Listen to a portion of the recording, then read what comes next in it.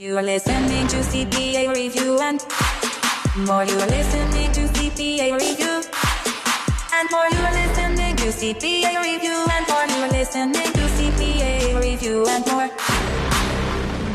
Good morning, good afternoon, and good evening wherever you're joining from. And thank you for listening to this episode of CPA Review and More with your host, Phil Yaeger. I'm your producer and director here at the Yaeger Studios, Rob Medford, and together we are bringing you the #1 podcast for CPAs and CPA candidates. If you're new to the show, I'd like to be the first to thank you for checking us out. We're excited to have you as part of our listenership. If you're here because you've already heard our show and you're a continued listener, we thank you for the ongoing support. It's always greatly appreciated. If you're in the market for a CPA review course or simply want to know more about what Yaeger CPA Review has to offer, check out our website at yaegercpareview.com or call our office and we'll answer any questions you might have. The link and telephone number will be in the description of this episode. Here at Team Yaeger, we're excited to tell you about our new Yaeger CPA Review subscription format. It's the same great Yaeger CPA Review course that you know and love on an all-new, month-to-month, no long-term commitment subscription format. But without any further delay, I'm going to pass the microphone on over to your host, Phil Yaeger. Hello, everyone. I'm just back from a few weeks in South Carolina, and weather was terribly hot and humid. Same thing every day. So it's good to get back to Maryland, where it's hot but not so humid. But even better, it's good to get back here, if I spit that out correctly, because we have a guest today, Ben Wann. That's W-A-N-N. That's it. All right. Ben is a CMA, an MBA, a CPA, all right, and any other designations in the future? I think that's enough for the people. Okay, good. And he's operational finance leader, and your company's name is? Saventia. Saventia? Mm-hmm. How do you spell that? Savencia. And what does your company do, Ben? They're a cheese producer. So we're French-owned, and we're the North American division. You're a cheese producer. That's right. We make white cream cheese, the Alouette spreads, goat cheese, all this sorts of products. This is your company? You make cheese? Is that right? That's right. Oh, okay. All right. I didn't know that.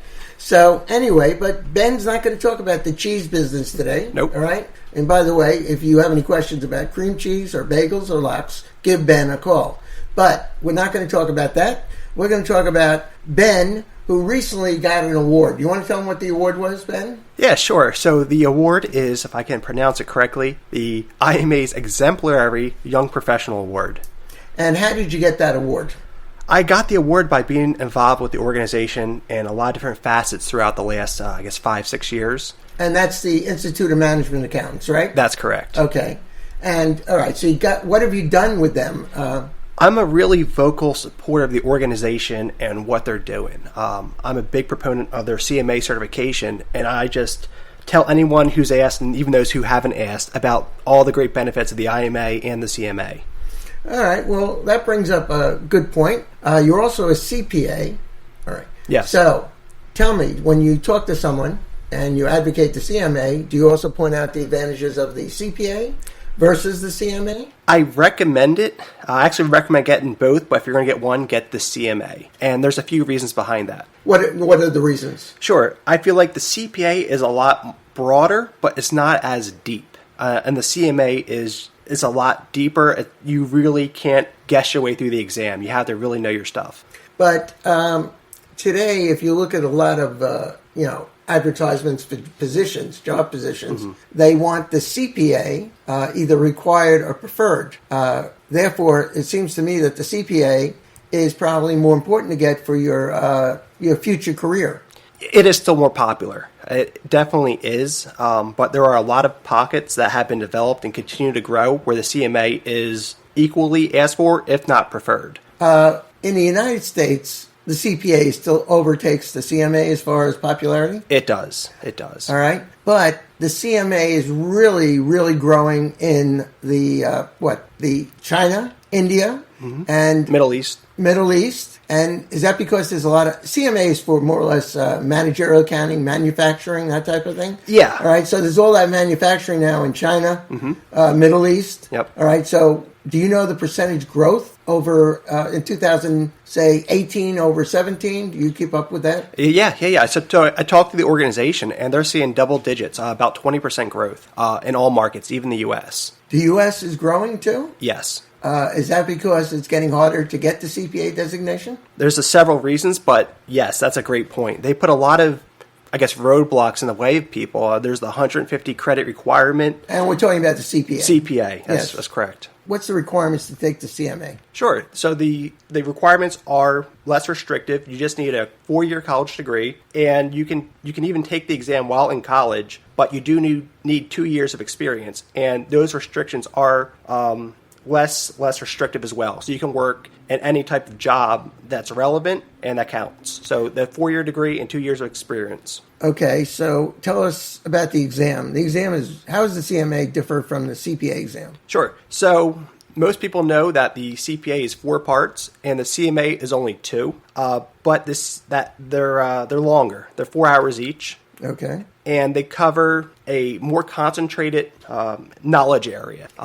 So they focus on things that help companies understand the results and derive insights from them so they can make better decisions. Give me an example. What type of company in the United States would take a CMA over a CPA? You said it earlier, any manufacturer should have the CMA on the top of their list. Who does manufacturing in the States? Everyone. Everyone's doing manufacturing? Okay. Yeah. There's been a really big growth of companies bringing manufacturing back, actually. They're focusing on quality, and with technology, it's easier. You need less labor, and it makes more sense with all the tariffs and logistics. So it's actually been growing in the U.S. And what percentage of people who take the CMA actually do pass? It's about 50%. About 50%. It's a tough exam. Myself, I had passed the CPA, all 4 parts in the first try, but the CMA, I actually failed each part once. So I went in with expectations that were, I was going to memorize some information and just repeat it, but the exam was a lot tougher than I had anticipated. Did you study for the CMA as much as you studied for the CPA? I did study, but I found that the materials I had taken, they didn't prepare me for the same level of questions I saw in the exam. So that was a big pain point for me. I studied the material that was in the book. I aced those questions. I show up to exam day, and the material just didn't prepare me for what I needed to know. And they do release the questions from the old CMA exams? What's the questions that people use to study for the CMA? A lot of people like to look at questions. Yeah. They have released some old questions, but from what I've seen, it's pretty limited. So that's why you really have to go with a course provider. Now, like the CPA exam, do they have like task-based simulations? Yes, they do. Are they case studies, or what are they? From my memory, yes, they're case studies. They give you, a lot of information. You have to decide what's relevant, what's not relevant, and then you just start working through a problem. Maybe it's cost in a product or providing analysis and recommendation to management on a decision they need to make. But you have to work through gathering the information, arranging an analysis, and then writing out your recommendation.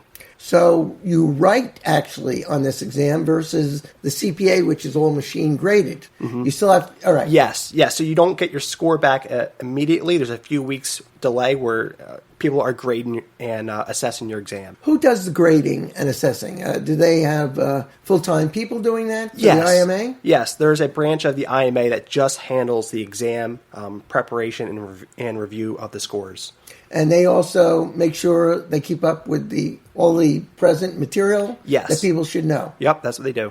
Now, Ben, I want to go back here. You got that award for being an advocate for the CMA, right? Yep. All right. Now, I come to you, Ben, and I say, Ben, can I call you Ben? Yes. Thank you very much. I come to you and I say, Ben, I heard it's better to take the CPA than the CMA because I heard the CMA is sort of a second-class certification, all right? The CPA, here's CPA, that's known globally. It's known in the United States. Now, the CMA, do they advertise the IMA about the CMA? Yes, they do advertise it. It's definitely been gearing up in the last few years. Really? Okay. Of course, I would think, well, if they didn't make the experience requirements so hard for the CPA, they'd have more people taking it. Yeah, they would. All right. And obviously, they don't see that because anything that the CPA does, the AICPA, they have to get passed by the state legislatures. All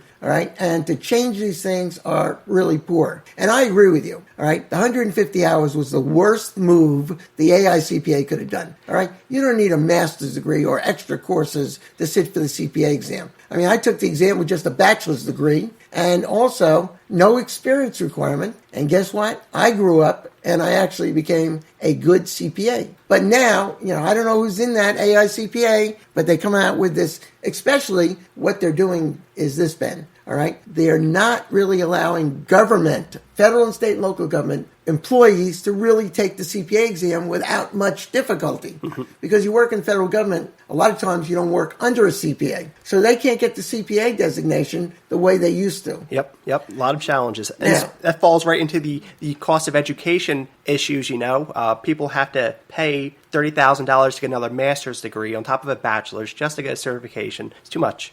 Now, are a lot of government employees getting the CMA? Not that I know of. The people I know are mostly not in government, but it's a broad array of professionals. Now, I'm curious whether if you got a CMA as a federal government worker, would that help you career-wise, increase your GS, your grade level? Absolutely. The information is so good, it'll help anyone in any type of analytical role. If you have to help prepare information, do analysis, make recommendations, do anything with numbers, the CMA is going to benefit you and your career. But are they marketing the federal and state and local governments? I think it's such a small population, they're not specifically targeted them. But they're doing it more of a nationwide advertisement campaign. I'm not sure if you've seen that robot. We're talking about the future and how there's going to be less accountants and finance professionals, but you're going to use technology to do your job. So getting the information will be easier. You'll spend more time on analysis and providing insights and working with the business. All right, let's talk about salaries. Yeah. All right. Salaries, beginning salaries for a CPA, are they higher, lower, the same as the CMA? Yeah, so the IMA does a salary survey every year. I'm sure you've seen it. No, I have not. The CMA actually earns more than the CPA, and if you have both, that's even better. But all across the world, if you have a CMA, you're going to earn more money than someone who has no certification or has the CPA. And that's because you're talking about like what, China? Yep. India? Yep. So what I've heard someone say is that if they have both certifications, the CPA helps them get the job, the CMA helps them do the job. And once people can understand the CMA knowledge, they perform better in their job, so the company's going to value them higher. They're going to get promoted, they're going to move faster, and that's why those salaries grow. Yeah, but if I go and look at job boards, all right, in any way, all right, am I going to see more CPA positions than CMA positions in the United States? In the United States, yes, you're still going to see that. But there are certain companies like Johnson & Johnson, Microsoft, Google, and there's Amazon. No, Amazon is more of a and Amazon and Amazon. They specifically request the CMA over the CPA. Really? So these really strong corporations understand that this stuff is working. They don't want someone who knows audit. They want someone who knows business analysis and can help management make the best decisions. And a lot of schools are starting to also create their curriculum that's around the CMA material. So there's a sponsorship program where schools have to prove that their curriculum prepares students for the CMA exam, because even at that level, they're recognizing how potentially powerful this is for someone's career. Any big universities that we know of that's really preparing people for the CMA? Oh yeah. Across the country, it's been growing fast. Off the top of my head, I should have a few names, but I don't. All right. Well, it sounds interesting, actually. But I just want everyone to realize I'm not here to say get the CMA over the CPA or vice versa. All right. We're just trying to get information here from Ben. Yeah. There's not that much information, so someone has a balanced view either way. It might make sense to do the CPA or CMA or both, but you got to have the information at your hands, Well, how can they get that information? I mean, where are they going to? All right. I guess there's a question. We've been talking about this. Mm-hmm. I'm a person. How do I know whether I should get a CMA or a CPA? I mean, if I am thinking about a CMA, who do I call? Mm-hmm. What I like to do and what I did do is you go on LinkedIn, right? You type in certifications into the search box and you see who has the certifications, what types of jobs they've had, what their career growth looks like. And with LinkedIn, you can send people a message to try and understand why they made a decision, if that applies to you as well. So LinkedIn's an amazing resource for trying to collect all the information and make the best decision. I get messages all the time, and I help people out the best that I can. Is LinkedIn good for finding positions? In other words, if I wanted a position as a CMA for a company, could I go look at LinkedIn and get information and say, what companies maybe could use my services? Yeah. So the way you would use LinkedIn is to build your network and try and network your way into a job by building those relationships. So someone can make a personal recommendation for you. 70, 80% of jobs aren't posted. And that's really the smartest way to do it. Yeah, that's a form of networking. Yeah, right? Yeah. And through LinkedIn, you can post content and people can interact with you and see your value there, and you'll help attract the right people to you. And it's an amazing resource. I talk to a lot of different consultants on LinkedIn, and a lot of them who do content creation well, they don't advertise, they don't send cold call emails. People come to them and they turn away business. Because they've established an expertise and just a magnet to grow whatever you want to do. So that's why so many people have been flocking to the site, and it's so powerful. So besides being sort of an advocate for the IMA, all right, what is your full-time position? What do you do with your CMA, CPA? Sure. So my position is, the title is Operational Controller, and I report directly to the CFO. And I'm in charge of the entire control and operation for the company. So I oversee the 3 manufacturing plants, and I make sure that we have good data come into the system. We're using it effectively to provide analysis, and I'm partnering with different people within the business to make sure they have the information they need, when they need it, how they need it. And I'm involved in a lot of conversations to make sure that we're really doing the best thing in the interest of the company. So it's a really fun role, and it's really diverse. So I'll go from working with data entry clerks and doing continuous improvement to working with executives. So each day is different, and it's a lot of fun. It's challenging. So you're a consultant, more or less. Yes. Yeah. So I'm like an internal consultant. Are you getting involved with artificial intelligence? Artificial intelligence, not so much, but business intelligence, yes. I'm actually leading a project right now at our company to implement that. What is business intelligence? So business intelligence, the program we're using is Power BI. It's a way... I'm sorry, repeat that? Power BI. Power BI. It's a Microsoft product. Microsoft? Okay. It's the most popular one. And what business intelligence lets you do is to collect, transform, and analyze your data in a way that's so much more faster and automated than anything that's out there right now. And then it provides visual analysis that lets you dive deeply into the data. So you can go through several levels of analysis just by clicking, and all of your charts will all transform in unison. So really the magic here is you can get the answers to the questions you have. Right now, there's too many unanswered questions, and people are trying to do things that are directionally correct. But business intelligence helps you make data-backed decisions. How long have you been doing this type of consulting? In each of my jobs, I've gone in with a mentality that I want to go in, understand it, improve it, and make myself dispensable. So that's really been the theme for every one of my positions. I make it better, and I make it so that when I leave, it still works. It works better, and someone else can just walk in and do that role. And the position I'm at now, it's a little bit different. So I'm at a senior level role, and it's going to have a longer tenure. But I still have that mentality, I don't want to do the status quo. I want to figure out how we can do things better, not just for my role, but for the whole company. And that's kind of work that I love doing. Now, you're called is it the numbers?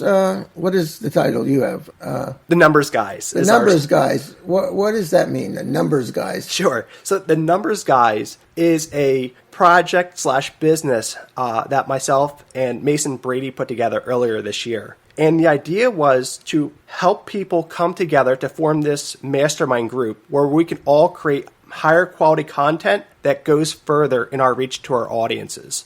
So we're able to share best practices and really help each other all grow a lot faster than we would individually. So our tagline is competition through collaboration. And so we put out a lot of really great articles. And the premise is that we want to provide that real world perspective. So a lot of articles are written by academics. They're so theoretical. And we want to provide the viewpoint from someone who's on their front line, so you can share knowledge that helps people also do their jobs better, not just theory that doesn't really mean much. So we've been attracting people who believe in this vision. We write really good content, and then we're also creating e-courses and digital products. What are some of the e-courses you have? The one is we actually did a simulation to understand the cost of running a New York City hot dog stand and how you analyze your cost to decide what are profitable decisions for you. So, it's taking something we all know and love and bringing it into the real world. So we're showing how cost and a managerial accountant works. And that was a lot of fun. That's one we recently did. You analyzed New York City hot dog vendors? Sabret, is that the name of the hot dog? Sabret hot dog? You ever heard of that? No, but yeah, we did market research. You got the real cost of running a hot dog stand. What is the cost of running a hot dog stand? It's actually pretty minimal, but it's the fees and the permit that New York City charges that eats up most of the cost, because otherwise they'd be so profitable. It's a high margin product except for that license. So are they profitable? I mean, oh yeah, they are. It's all about volume. Those people can make a very good living. Or? They can. You're walking probably by millionaires. You don't even know it. So basically, you don't get the CMA or the CPA, set up a hot dog stand in Manhattan. Yeah, I'm thinking about it. I know what I'm doing next week. Yeah. By the way, I don't know if you ever noticed those with the hot dog stands. Those are boiled hot dogs, okay? Mm-hmm. And the problem they have, and this has been a rumor or not, they also say that's where they do their laundry. So, it's always a question whether you want to eat those hot dogs or not. But anyway, would you say that you came out of school and you actually first went in to do all these positions to gain knowledge so that you could be a consultant? Yeah. So originally I didn't have that plan. I came out of school fresh and young. I started working for DuPont, and I thought I'd be there for a long time. But they had a lot of financial trouble, and they started reducing positions. So for me, I started to see some trouble brewing, and there I got the CPA, right? And they loved the CPA. And then I did the CMA, which would help me understand the business and my role better. Yeah. And the point that made me realize that DuPont wasn't the best place to be was when they didn't know what the CMA was, right? So they're a manufacturing organization. I got this great certification. What's that? So for me, it was time to go to Johnson & Johnson, who really loved this certification. It's interesting. DuPont never heard of the CMA? Yeah. Is that, whose fault is that? Is that the IMA's fault, or is that I think it's part of the internal culture of organizations, right? So a few years back, the CPA was really the only option. So people were getting a lot more experience at public accounting firms. They were working a lot longer hours, and then they go and work in manufacturing. So these people had a lot more knowledge and skills, and they also had CPA. So it was that association where if you're really smart, you have the CPA. It's kind of a myth, right? Yeah. So it's because they worked a lot of hours, not because they had the CPA on why they were so good. And that culture has kind of grown and been maintained at DuPont, and that's why it was so popular there. Yeah, I know it's a lot of ads say they want Big Four experience. Oh yeah. But then the question is, these people stay there maybe 2 years. That's it. All right. How much solid, good experience can you take from working in a CPA firm for 2 years as a lower level accountant? I mean, are you going to be someone that's going to be so much better to walk in and become, say, assistant controller? I remember what I did for the first 2 years. It was a lot of grunt work. That's it. You're doing 80 hours of grunt work, auditing, checking trial ledgers against the details. That doesn't prepare you for a management role as a controller. I don't know why the big attraction with that. If you come in as a business analyst or cost accountant and you do your certification, you'll be so much stronger, and that's the way to go. But I don't understand why the CPA, these companies say, "Oh, Big Four experience, 2 years. Wow, we'll take that person." Mm-hmm. I don't think the experience they're getting over 2 years is that great. No, it's a myth, and it's a bias, right? So if you've gone through that path, you want someone who looks just like you. Right. And they do work you to death in the CPA firms. Yeah. Well, close. That's what I heard. I don't want to don't quote me on that, but that's what I've heard. Mm-hmm. And they burn out very quickly. Yeah, and the thing about the CMA is that it's allowed so many people to go that alternate route. Before it was you have to do public accounting to have a good, strong career. But now you can go right into a business and gain the knowledge and do the CMA and have an equal, if not stronger career. So now we have different paths for people to follow instead of a one-size-fits-all recipe. And there's another point, too, that a lot of people don't consider when they're trying to pick what certification. It's the CPE. So if you want to do the CPA, it's 40 credits you have to do annually versus the CPA being 30, but they're not all the same. Do they have a number of hours you have to get? 30. 30 for over, 2 years? 30 each year for the CMA. 30 each year? Yeah, that's very doable. Okay. Well, it's almost the same as the CPA, which is 40 hours a year. Yep. And who runs these courses? The IMA? Or can they take, like the courses that we take for the CPA? Yeah, it's very broad. They just have to be, I think, NASBA certified or backed. But there's a lot more leniency. All right. And do they really feel that these CPE courses make you a better CMA? I think that you have to constantly be learning and re-educating yourself to stay relevant. So yeah, it's important, especially with technology growing right now. If you take your finger off the pulse and you lose track of what's going on, you're going to become a dinosaur and go extinct. Yes. And why are you looking at me that way, Ben? So anyway, one last question. All right. Where are you? I mean, we discussed artificial intelligence. All right. But is a CMA going to have to know as much about artificial intelligence as a CPA will know? Yeah. I think you have to know even more. So a CMA is involved in so many different business functions. It's going to be more widespread. You have to have a deeper knowledge. Where a CPA might just be how to automate auditing or data entry. But a CMA is just you have to know so much more. You got to be much more aware. So if you're a CMA, you're going to see a lot more of it. So Ben, would you say we've covered what you do, right? Yep. And you're actually sort of an advocate for the IMA. I am. All right. And what do they pay you per student? No, I'm just kidding. I'm still working on those details. You're working on those details. That was just a joke. He doesn't get anything per student. They're not going to call back.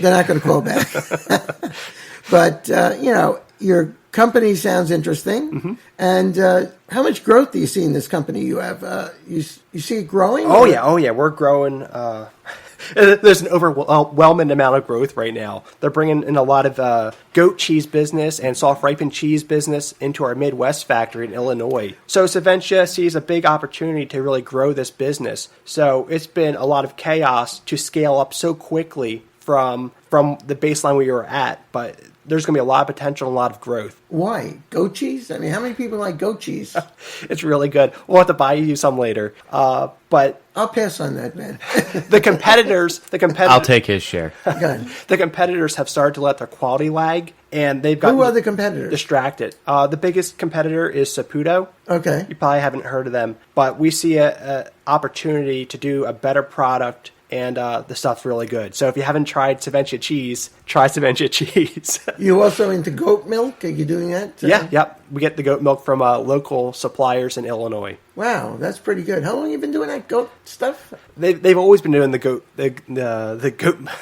milk and the goat cheese. Yeah, when you say they've always been doing it, who is they? Saventia and other companies. Who owns Saventia? The French. It's a French-owned company. So you're not a consultant. You work for this company. No, I have the consultant's mindset. Yes, working full-time for the company. Okay. And where do you plan to go with that? I mean, how is that going to help your career? I see a long potential at this company because, like I said, I'm working right with the CFO. There's a lot of growth, so they need someone who's going to help them understand the data and work with the business to make the right decisions as they grow. And we're expanding and acquiring other plants and companies. So I see that role really growing. And I'm also leading a project to improve our systems and implement Power BI and business intelligence tools. And that's something I'm spearheading. So there's a lot of legs on that. And that's going to add a lot to my career and my knowledge. So I'm going to be with them as far as it takes me. And that's how many hours a week you spend with them? Probably 50, 60. Where do you find time to do anything else but that?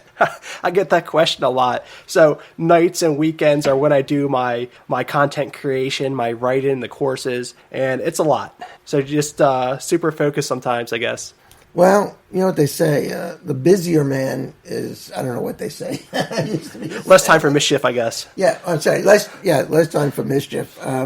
But no, that's interesting. I didn't realize, honestly, I didn't realize you were into that, that was the business of, goat cheese, goat milk. Mm-hmm. What other goat products can you have? Like crumbles and feta cheese. How about eating goats? No, we don't. No live goats. I'm sorry. By the way, for those who are animal activists, all right, forget what I just said about eating goats. No goats were harmed. No goats were harmed during during this broadcast. All right, but anyway, Ben, you have a phenomenal career ahead of you. God, you're very focused. You really, that's unbelievable. I don't know who loves accounting and the CMA, but that's me. You love accounting and goat milk and goat cheese, right? Well, scratch that. How much goat cheese do you have in your refrigerator at home? I get lots of free products from the company, so too much. So basically, your diet is mostly cheese. Is that right? Nothing wrong with that. I live well. Well, I heard goat milk is very, very good for you. Yeah, all dairy products are delicious and good for you. Not if you have high cholesterol, but no, that's well, true. Growing up in Wisconsin, we live and die by the cheese, and I don't have high cholesterol, but you should see my fridge. Well, thanks, Rob, for sharing that with us. About Rob is from Wisconsin. Okay? If you ever need cheese, it's always right in my refrigerator. Rob's always trying to sell something on this podcast. But anyway, Ben, I want to thank you. Ben was nice enough to come to our studio. Yeah. All right. And most people, we're dealing with them wherever they are. So Ben came here, and actually it's a good idea because I like to talk to people across the table. Yeah, it's easier. It's a great idea. So anyway, Ben, all right, you want to give a last-minute advertisement, a talk about why they should go for the CMA, all right? You are an advocate for the IMA, right? Yep. Right? And you don't receive any compensation. No compensation. Okay. Yes. So tell them, in a nutshell, why go for the CMA, all right? And maybe not the CPA? Would you do that? All right. Let's see. It's showtime, as I say, right? It is. So I would add... Your time is up, Ben. No, I'm sorry. Go ahead. So I would say, if you were going to ask me why would I go for the CMA, convince me, I would say the CMA prepares you for any type of role in business. It's going to provide you with the knowledge and tools and awareness that you need to succeed in your career. And that's it. It's what you need. And as far as you're concerned, it's as good as getting the CPA. Yeah, better. And in fact, it wouldn't even hurt to get both. But it wouldn't hurt. All right. If you feel the CPA is so overwhelming because of the extra fifth year, consider the CMA. And how do they get information about the CMA exam? Yeah, so you can check out the IMA's website. I think it's imanet.org. Or Google it. There's a lot of information out there. And IMA stands for Institute of Management Accountants. That's it. All right. And actually, I've met some of the people at the IMA, and they're very nice, very helpful. And if you get in touch with them, they'll do whatever they can to help you understand what this CMA can do for you and what's required to sit for the exam. Correct. So, Ben, on behalf of Rob and myself, I want to thank you for being on this podcast. And I learned a lot about cheese. And, because basically the only time I know about cheese is when I take a picture and I say cheese. But that's the only time, really. No, seriously, I thought it was very interesting. And you do have a very good background. This guy looks like he's 16 years old. That's how young he looks. God, it surprises me. But no, you're in your late 20s, right? Yes. Hey, to accomplish all that in late 20s, I think that's pretty good. Thank you, Phil. Okay. So anyway, I want to thank everyone for listening to our podcast once again, and we certainly hope that you enjoy listening to it. I've been told by people that they do listen to it, they enjoy listening to it, and actually, occasionally, they even laugh, okay? Which is not really part of being an accountant. But we had fun. Yeah, we had fun. So anyway, I'm going to let Rob take over and talk to you now as I leave. And don't forget, every Tuesday we have a new podcast, a new subject. And if you have any ideas, what you'd like to hear, all right, we are willing to find people to talk about those areas. So anyway, and we go to LinkedIn, right, Rob? LinkedIn it is. Yeah, great thing. And LinkedIn should pay us for these free advertisements. So anyway, Rob, you want to take over? Absolutely. Go ahead, Rob. Do a great job. Once again, I'd like to thank you for being the best part of CPA Review and More with your host, Phil Yaeger. If you have any questions or topics you'd like to hear on the show, or if you'd like to be a guest on the show to share your story, we want to hear from you. Send me an email to the studio at podcast@YaegerCPAReview.com. If you're enjoying the content that we're providing, we'd greatly appreciate it if you'd submit a review to the Apple iTunes podcast app to let us know how we're doing. If you're in the market for a CPA review course or simply want to find out more about the CPA exam and what Yaeger has to offer, check out YaegerCPAReview.com or call our office and we'll answer any questions you may have. The link and the phone number will be in the description of this podcast. Here at Team Yaeger, we're excited to tell you about our new Yaeger CPA Review subscription format. It's the same great Yaeger CPA Review course that you know and love on an all-new month-to-month, no-commitment subscription format. Check it out today. Once again, my name's Rob Medford. I'm your executive producer and director here at the Yaeger Studios. And until next time, take care and be audit you can be.